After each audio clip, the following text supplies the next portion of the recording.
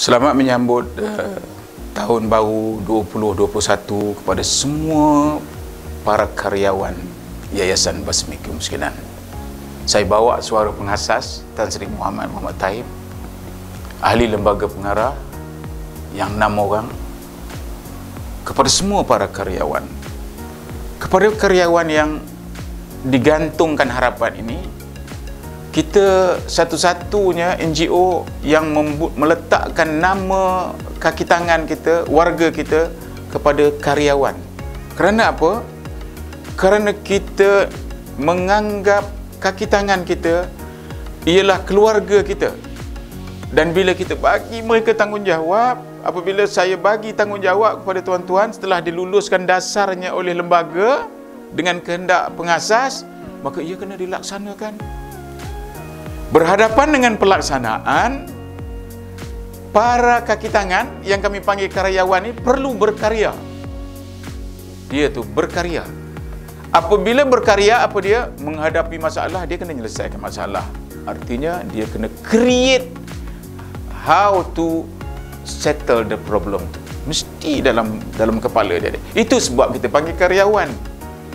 Sebab itu kita berharap karyawan Yayasan Basmi Kemiskinan ni merangkumi rasa tanggungjawabnya terhadap keluarganya, terhadap masyarakat persekitarannya. Kita tak mahu dia sangat hebat dekat YBK tapi balik ke rumah, tidur di rumah, surau tak pergi. Tak mahu macam tu. PIBG tak menyambung. Tak nak. Jadi oleh kerana itu, para karyawan, nama tuan-tuan memang kita banner daripada karyawan. Bila ada wan tu, ada jutawan, budayawan. Bila ada wan itu, artinya dia ada satu taraf tinggi. Maka percayalah, apabila saya dah bagi tanggungjawab, lembaga dah bagi tanggungjawab, kami tak perlu mengintai kerja yang kami hendak selesai. Selesai itu pula dalam keadaan yang dia punya pencapaian tu tip-top, cemerlang. Kerana apa? Dibuat secara berkarya. Bukan mengambil, saya buat kerja ni kerana disuruh, saya buatlah. Melepas batu. Tidak. Saya hendak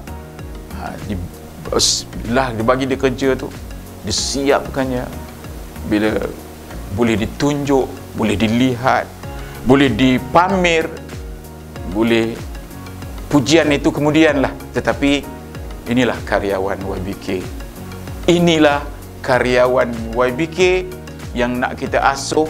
Sekiranya mereka berpindah daripada YBK, saya berharap dia tetap jadi karyawan YBK walau di mana dia berada. Begitu jugalah para sukarelawan kita. Kita juga hendak mereka berkarya. Bila sebut karyawan, kata dia sudah memegang satu tempat yang tinggi. Ada wan ujungnya itu artinya mereka sudah, kalau dalam apa nama kita sebut, kalau dalam kedudukan hierarki bangsa, dia itu sudah menjadi bangsawan, orang bangsawan.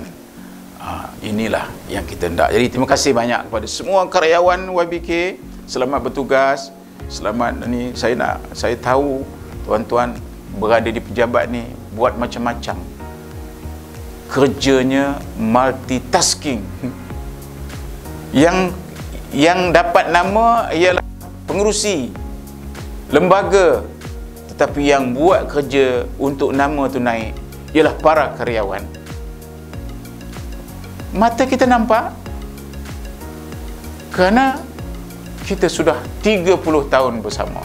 Yang meninggal dah meninggal, yang muda dah mula tua, ya, yang masuk baru datang semula. Tapi kita harap budaya karyawan itu akan terus dibawa oleh karyawan-karyawan YBK yang menjadi aset utama kepada yayasan. Terima kasih banyak.